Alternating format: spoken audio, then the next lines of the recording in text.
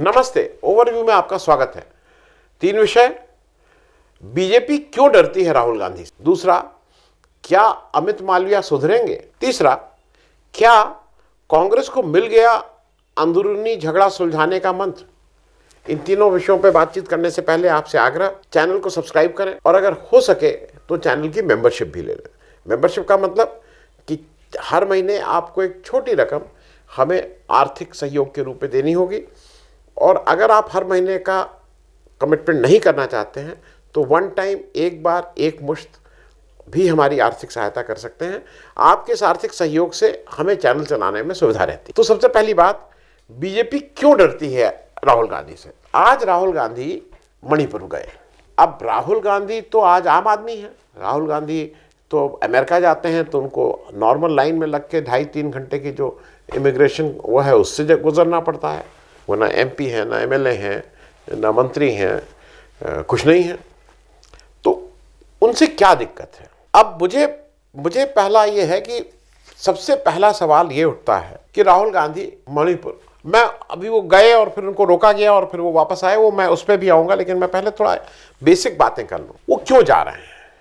तो भाई लोग ये पूछ रहे थे, बीजेपी लगातार पूछ रहे थे वो क्यों जा रहे हैं, क्यों जा रहे? अरे भाई, वो लोगों से मिलने जा रहे हैं। लोग अगर कष्ट में होते हैं तो अगर कोई उनका अपना होता है या कोई उनको अपना समझता है तो वो आके वहाँ खड़ा हो जाता है। आप अस्पताल क्यों जाते हैं?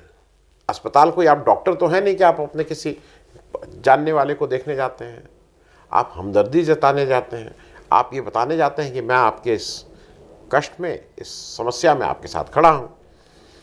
फिर पूछा गया कि वो किस कैपेसिटी में जा रहे हैं। अब कैपेसिटी तो यह है कि जब इस देश का प्रधानमंत्री, जिसका ये काम है, जिसको ये काम सौंपा गया है भारत के लोकतंत्र की चुनी हुई सरकार में, वो अगर अपने काम से पूरा नहीं कर रहा है, वो अगर नहीं मिलने जा रहा है, तो एक आम आदमी को जाना पड़ेगा, एक किसी भी संवेदनशील व्यक्ति को जाना पड़ेगा। और खास करके अगर वो किसी पार्टी विशेष का है तो उसको जाना ही पड़ेगा, क्योंकि उसको अगर ये लगता है कि ये मेरे अपने लोग हैं। अगर किसी को लगता है कि मुझसे क्या मतलब, 2 सीट आती हैं, नहीं आएंगी, लेकिन अगर किसी को लगता है कि वहाँ सीट का मतलब नहीं है, वोट का मतलब नहीं है, मेरे अपने लोग हैं, तो वो जाएंगे ही जाएंगे।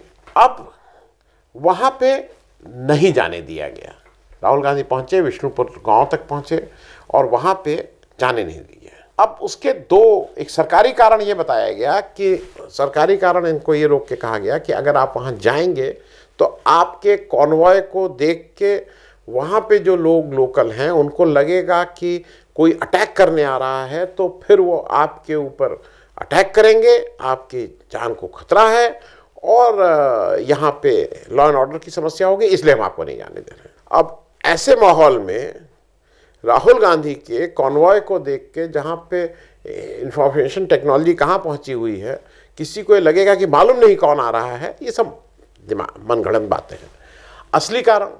असली कारण ये कि जिनका ये दायित्व है, दायित्व ही नहीं है, जिनकी ये जिम्मेदारी है, वो व्यक्ति अगर अपने उस पद पे बैठ के अपनी जिम्मेदारी नहीं निभा रहा है तो वो उसकी जिम्मेदारी न निभाने का कारण और ज़्यादा बड़ा हो जाएगा, लोगों के सामने जग जाहिर हो जाएगा, इसलिए नहीं जाने दिया गया। वहाँ पे राहुल गांधी ने फिर वापस आने का फैसला किया। उसका एक बड़ा कारण ये था कि जब ये वहाँ रोके गए तो वहाँ के लोकल लोग आके इनसे आग्रह करने लगे और वो लोकल पुलिस वालों से झगड़ा करने लगे, भाई इनको जाने क्यों नहीं दे रहे हो। और वहाँ आंसू गैस छोड़ने की नौबत आई तो इनको ऐसा लगा कि कहीं ये एक कोई बड़े बवाल न, क्योंकि वहाँ मणिपुर में इतने लोग शहीद हो चुके हैं, लोग मर चुके हैं, और वो बिल्कुल एक ऐसे ज्वालामुखी पे इस समय मणिपुर बैठा हुआ है कि लोगों का गुस्सा है।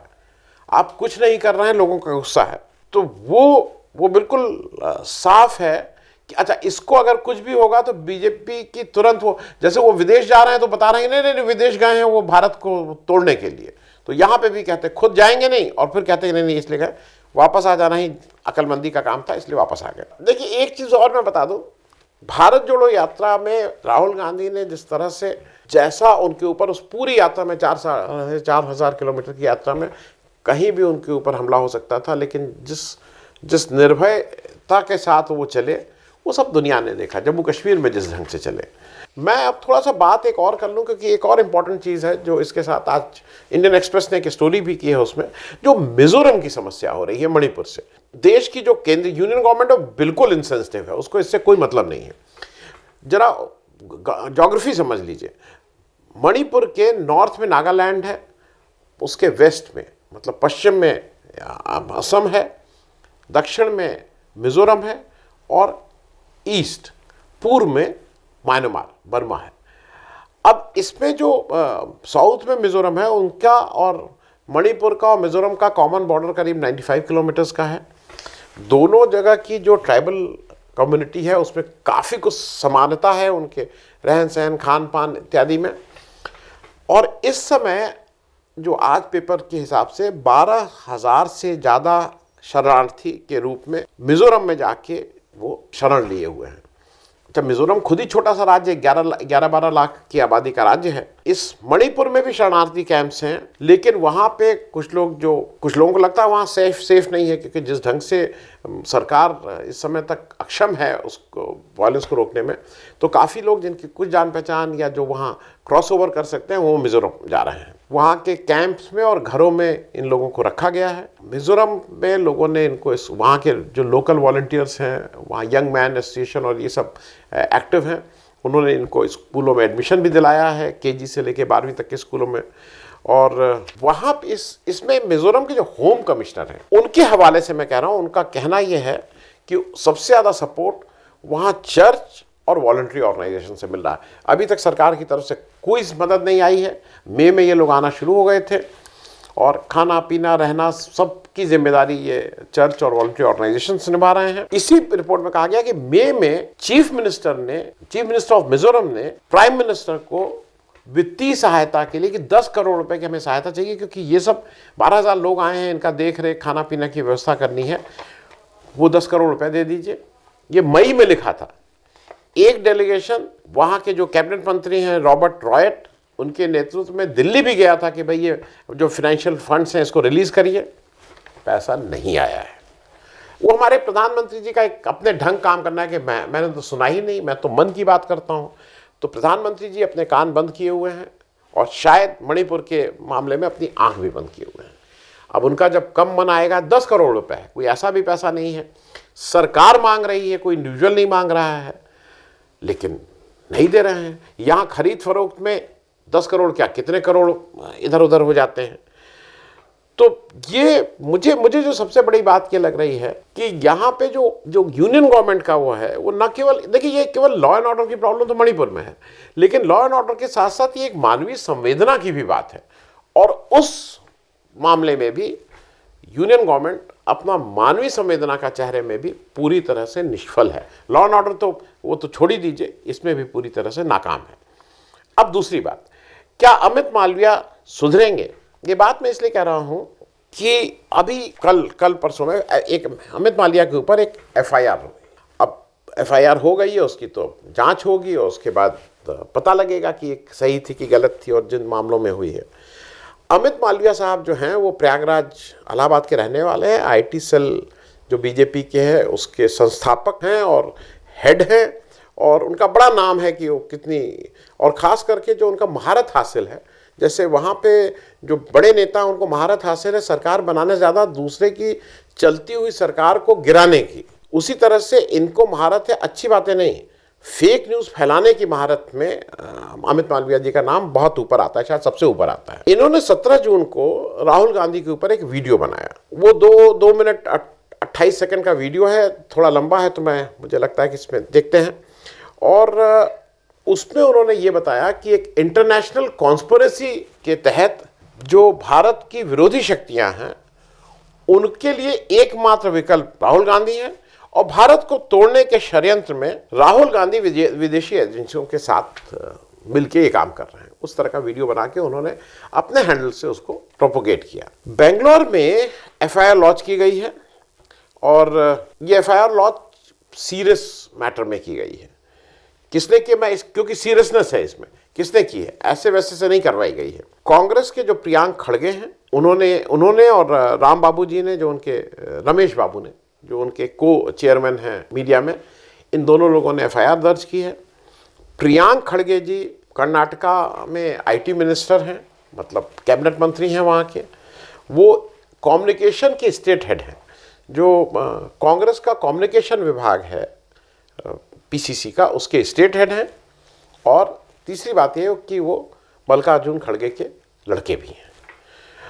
अब इसमें जो दफाएं लगी हैं अमित मालवीय जी के ऊपर, उसमें वो गंभीर दफाएं हैं। आईपीसी का 153A, दो समुदायों के बीच नफरत फैलाने का काम, जिसके लिए मुझे लगता है कि ना किसी गवाह की ज़रूरत है, ना किसी आईपीसी की धारा की ज़रूरत है। आम आदमी से पूछ लीजिए कि ये नफरत फैलाने में तो बिल्कुल एक्सपर्ट हैं, इस पर कहीं कोई दो राय नहीं है। दूसरी धारा लगी है 120 जो क्रिमिनल कॉन्स्पिरेसी की धारा होती है, 505(2) और 34। अब प्रियंक जी ने ये बताया है कि इसमें वकील की सलाह मशवरा करके, हमें थोड़ा टाइम इसलिए लगा कि हमने वकील से सलाह मशवरा किया और फिर हमने ये एफआईआर की है। मतलब इसको कहते हैं ठोक बजा के ये एफआईआर की गई है और ऐसा लगता है कि ये कुछ कॉन्क्लूसिव होगी। अब इस पे एक डिबेट थोड़ी सी ये है, जो मेरे भी साथी लोगों का कहना यह है कि इस स्तर पर कांग्रेस क्यों उतर रही है, जो ये तो बीजेपी का स्तर है। अब थोड़ा देखना यह है कि राहुल गांधी को पप्पू बनाने के लिए आईटी सेल का वो प्रोजेक्ट था, जिसमें अमित मालवीय अपने हिसाब से वो सक्सेसफुल हुए थे। फेक न्यूज, मैनिपुलेटेड न्यूज फैलाने का बीजेपी के आईटी सेल को महारत हासिल है। अब पहले कांग्रेस को या तो ये समझ में नहीं आता था या उसको जो भी था उतना एक्टिव नहीं था। अब कांग्रेस का आईटी सेल भी एक्टिव हो गया है। उसका पहला प्रमाण राहुल गांधी की भारत जोड़ो यात्रा, फिर भारत जोड़ो यात्रा का जो एक और चीज देखिएगा कि अब वो आईटी सेल रिएक्टिव भी है। वो कोई अगर इधर से कुछ बीजेपी करता है तो उस पर वो रिएक्ट भी करता है। और हाल के दिनों में ये भी देखा गया है कि वो प्रोएक्टिव भी हो रहा है। वो अपनी तरफ से भी अब कुछ चीज़ें वो कर रहा है। कर्नाटका इलेक्शन में इसमें हम लोगों ने ठीक से देखा, एक उनका बड़ा कैंपेन पे सीएम वाला जो सोशल मीडिया पे चला वो सक्सेसफुल था। अब अमित मालवीय जी जो आईटी सेल के हेड हैं, जिनके ऊपर एफआईआर है, उनको ट्विटर ने उनको मैनिपुलेटेड न्यूज़ फैलाने और के लिए फ्लैग जो करते हैं, मतलब उनको आइडेंटिफाई किया है, उनके ट्वीट अकाउंट को बंद किया गया था क्योंकि उनके ऊपर यह आरोप था कि उन्होंने मैनिपुलेटेड न्यूज़ फैलाई है। अब सबसे बड़ी बात यह है कि ये जो एक बीजेपी के एवरेज वर्कर के ऊपर एक ढीठपना नहीं आ जाता है कि उनके ऊपर ट्यूसडे को एफआईआर हुई, वेडनेसडे को उन्होंने वही पुराना ट्वीट फिर से रीट्वीट किया। अब उनको ये लगता है कि जब आर्थिक अपराधी से लेकर यौन शोषण तक के अपराधियों को हमारी पार्टी बचाने में कामयाब रहती है तो इसका क्या मतलब, ये तो अपना है। और जबकि मैं तो इन सब लोगों से ज़्यादा इंपॉर्टेंट हूँ, तो इसलिए शायद उनको लगता है कि इसका जवाब मैं फिर रीट्वीट करके दूंगा। अच्छा, अब बीजेपी दूसरी चीज़ ये कह रही है कि इनको राहुल गांधी को डिफेमेशन सूट करना चाहिए था, वो एफआईआर क्यों कर दी है। अरे भाई, ये उनकी मर्जी, नहीं कांग्रेस की मर्जी, एफआईआर करे क्या करे। बहुत से ऐसे केसेस होते हैं जहाँ पे एफआईआर की जगह आदमी क्रिमिनल केस में जाता है। बैंक चेक बाउंसिंग का एक उसी तरह का उदाहरण है। मैं चलते चलते एक बात और बता दूं, स्मृति ईरानी जी ने भी कल, क्योंकि कुछ लोग ये कहते हैं कि एक राहुल गांधी विभाग खुल गया है बीजेपी में और उसको हेड एक सीनियर मंत्री करती हैं, तो स्मृति ईरानी जी ने भी कल प्रेस कॉन्फ्रेंस की और उन्होंने हमला बोला। उन्होंने राहुल गांधी के अमेरिका यात्रा के दौरान उनके साथ सुनीता विश्वनाथन नाम की जो महिला थी वो बैठी थी, उनकी फोटो दिखाई और सुनीता विश्वनाथन जी का उन्होंने बताया कि जॉर्ज सोरोस से इनका संपर्क है। मतलब सुनीता विश्वनाथन जी के किसी संस्था का संपर्क है और ये उनके साथ बैठे हैं, तो इसलिए राहुल गांधी जी भी जॉर्ज सोरोस के आदमी, कुछ इस तरह की उन्होंने अपनी बात बताने की कोशिश की। सुनीता विश्वनाथन पे किसी और दिन उस पर भी चर्चा करेंगे, लेकिन एक चीज़ मैं ख़त्म करने से पहले बता दूं, नीरव मोदी, मेहुल चौकसी, ये दो नाम जो अपने मोदी जी के तो मेहुल भाई हैं, और वो मेहुल भाई को 2014 से पहले के मेहुल भाई नहीं हैं। ये केंद्र में सरकार बनने के बाद, प्राइम मिनिस्टर बनने के बाद, प्राइम मिनिस्टर साहब मन से ये बता रहे थे कि अपना मेहुल भाई, कितना ही बड़ा शोरूम होगा, हमारे मेहुल भाई यहाँ बैठे हैं, लेकिन वो जाएगा अपने सोना। और फिर जब डावोस में गए थे तो वहां पे भी नीरव मोदी साहब की फोटो सबके सामने है। तो जो क्राइटेरिया अगर स्मृति ईरानी जी, आप एक जब उंगली ऐसे कर रही हैं तो 4 उंगली आपकी तरफ भी आ रही हैं, उस पर भी जरा जवाब दें, वो मेहुल भाई का क्या मामला था। खैर, अब तीसरी बात, कांग्रेस को मिल गया अंदरूनी झगड़ा सुलझाने का मंत्र। ये मैं इसलिए कह रहा हूं कि कांग्रेस में बहुत दिनों से ये रहता था कि आपस का बहुत झगड़े होते थे और उसका कोई इंटरनल पार्टी जो राइवलरी थी उसका कोई सुलझाने वाला नहीं दिखता था। पर अभी हाल के दिनों में पहले कर्नाटका में देखा गया बिल्कुल ठीक से, हालांकि हिमाचल प्रदेश में भी वो झगड़ा सुलझाया गया था लेकिन वो उतना पब्लिक के लाइट में नहीं आया। कर्नाटका में डी के शिव कुमार साहब और सीतारामैया जी के झगड़े को जिस तरह से सुलझाया गया, जिस तरह से पावर शेयरिंग वहाँ हो रही है और अभी तक वहाँ कोई समस्या नहीं दिखाई दे रही है, उसी तरह से एक झगड़ा छत्तीसगढ़ में भी पक रहा था। वहाँ पे जो उनके प्रेजेंट चीफ मिनिस्टर हैं बघेल साहब और टी.एस. सिंहदेव जी, ये पहले समझ लीजिए इनकी जोड़ी को जय वीरू की जोड़ी कहा जाता था। बघेल साहब 2018 से पहले छत्तीसगढ़ कांग्रेस कमेटी के अध्यक्ष थे और टी.एस. सिंहदेव CLP लीडर थे, कांग्रेस लेजिस्लेचर पार्टी जो होती है उसके विधायक दल के नेता थे। मेजॉरिटी आ गई, सरकार बनने का समय आया और बड़ा उस समय खींचतान हुई थी, मतलब बहुत खींचतान हुई थी कौन बनेगा, लेकिन फाइनली ऐसा कहा जाता है कि टी.एस. सिंहदेव और बघेल साहब एक पेज पे आ गए और इन्हों लोगों के बीच में इस तरह की बात हुई कि एक रोटेशनल चीफ मिनिस्टर की बात होगी, 2.5 साल ये 2.5 साल वो। हालांकि जैसा होता है जिसको कहते हैं पहले बैटिंग ले ली बघेल साहब ने और फिर अपनी बैट छोड़ने को तैयार ही नहीं हुए।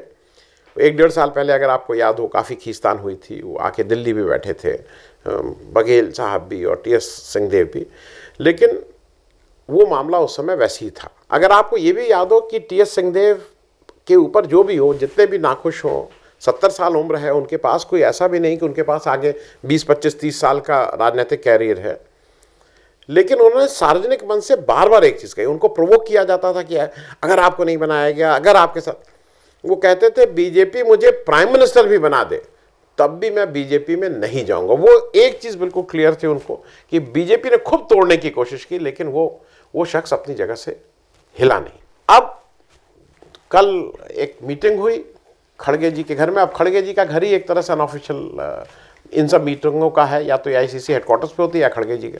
तो खड़गे जी थे, राहुल गांधी थे, बघेल साहब थे, सिंहदेव साहब थे, KC वेणुगोपाल और कुमारी शैलजा जो इंचार्ज छत्तीसगढ़ हैं, इन लोग बैठे, आमने सामने सबको बिठाया और फाइनली एक जो सोल्यूशन ये निकला है कि टी.एस. सिंहदेव साहब को डिप्टी चीफ मिनिस्टर बना के छत्तीसगढ़ में इंडक्ट किया जा रहा है एज डिप्टी चीफ मिनिस्टर। और ये भी साफ किया है KC वेणुगोपाल ने कि इलेक्शन, चूंकि परंपरा ये रही कि जो चीफ मिनिस्टर रहता है उसी की लीडरशिप में लड़ा जाता है, लेकिन इलेक्शन के बाद नए लीडर का फिर से चुनाव होता है। तो अब मालूम नहीं कि इसमें क्या ये तय हुआ है कि चुनाव के बाद टी.एस. सिंहदेव को सत्ता सौंपेंगे या जो भी होता है।